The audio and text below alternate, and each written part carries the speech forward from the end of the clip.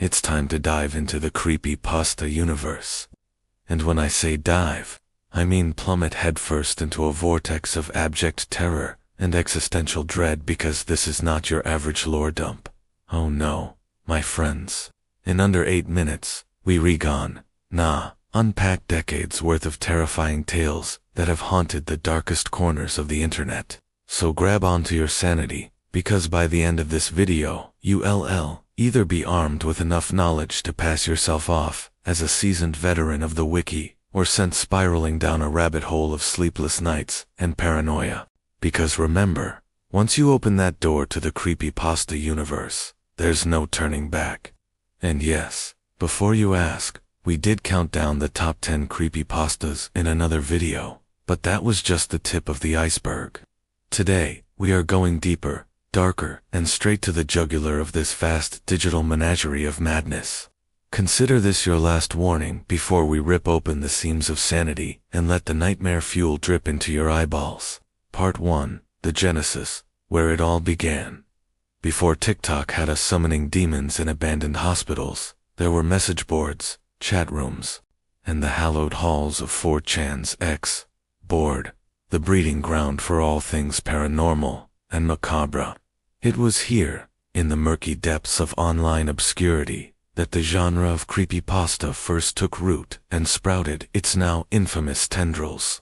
Consider this your crash course on the history of creepypasta, because understanding the genesis of this modern mythology is key to unlocking the doors to the wider creepypasta universe. First up, let's talk about what makes a creepypasta a creepypasta. Spoiler alert, it's more than just a scary story.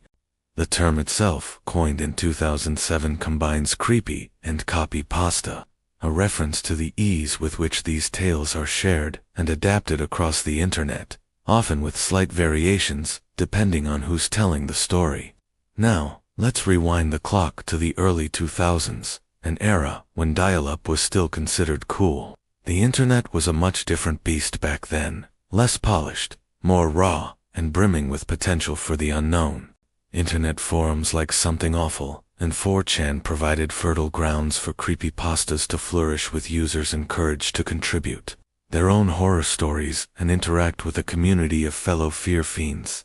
It was in these hallowed halls that the earliest iterations of iconic creepypastas like Jeff the Killer and Ben Drowned first saw the light of day, laying the foundation for what would soon become a full-blown digital menagerie of madness. One of the hallmarks of creepypastas from their inception was the concept of unreliable narration, a storytelling technique that throws the reader into the deep end without life buoys. Think first-person accounts, cryptic journal entries, or disturbing video logs that blur the line between fiction and reality. This narrative device was instrumental in amplifying the creepiness factor of these stories, forcing readers to question the very nature of what they were consuming. Were these tales truly horrifying, or were they elaborate hoaxes designed to prey on our primal fears? The ambiguity became part of the allure, leaving readers both fascinated and terrified. Enter the king of the early creepypastas, Candle Cove, premiering in 2009. This unsettling tale introduced us to a mysterious children's television program that aired only between 1983 and 1985. But the real horror began when viewers started experiencing disturbing side effects after watching the show. Sleepless nights, vivid nightmares, and an overwhelming sense of dread. It was as if the sinister puppet characters from Candle Cove had managed to seep into the minds and reality of those who tuned in. The brilliance of Candle Cove lay in its use of ARG, or alternate reality game elements, blurring the line between fiction and reality. Viewers were treated to cryptic clues hidden within the show's fictional programming, encouraging them to dig deeper and unravel the mysteries of Candle Cove. Even as the line between the two realities grew increasingly blurred. Then there was Ted the Caver, a chilling account of a man who stumbled upon a cave filled with human remains. But the true horror came when he realized that the bones weren't ancient, but rather the remnants of his own family and friends who had vanished years ago. the story played on our deepest fears of isolation and entrapment, all while showcasing the power of the found footage genre in amplifying the sense of realism. Part 2. The Golden Age, when icons emerged. Now, let's fast forward to the late 2000s and early 2010s, a period widely regarded as the Golden Age of creepypasta. It was during this time that some of the most iconic and enduring characters in horror history were born, forever etching their presence into the digital netherworld. This era also marked a significant evolution in the creepypasta landscape, with multimedia integration becoming more prevalent and expanding the reach and impact of these chilling narratives. Take the enigmatic Slenderman, whose origins can be traced back to a simple image posted to the Something Awful forums in 2009. Over the years, user-generated content like ARGs, fan art, and even video games contributed to the growth and evolution of this mythos, cementing him as one of the most recognizable faces of the creepypasta universe. But what truly set this golden age apart was the way that creators began to weave their stories together, creating a sense of continuity and building a shared universe that felt both expansive and deeply unsettling. For instance, Marble Hornets introduced viewers to a world where the lines between reality and delusion were frighteningly thin, blurring the boundaries of what we perceived as real and leaving us questioning our own sanity. Meanwhile, Everyman Fears delved into the darkest recesses of the human psyche, showcasing the terrifying potential of the human mind left unchecked. These interconnected narratives not only amplified the overall creepiness factor, but also allowed fans to engage more deeply with the lore, piecing together clues and connecting the dots to form a larger, more intricate picture of this nightmarish digital menagerie. As the Golden Age drew to a close, the influence of creepypastas began to transcend the digital realm, seeping into mainstream media and inspiring everything from horror films to video games and literature. The enduring popularity of icons like Jeff the Killer and Ben Drowned served as a testament to the staying power of these digital tales. And as the internet evolved, so too did the methods of delivery, with platforms like YouTube providing new avenues for exposure and fan creations becoming more ambitious and sophisticated. The future of creepypastas looked brighter, or perhaps I should say darker, with each passing year. Part 3. The Enduring Legacy. To understand why creepypastas continue to thrive in 2025, we must first acknowledge their ability to tap into our deepest anxieties and primal fears.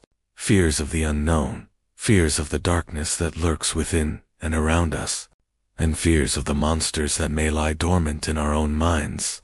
As technology continues to evolve, so too does the means by which these fears are manifested, giving rise to new and terrifying creatures that haunt the digital landscapes of the modern internet.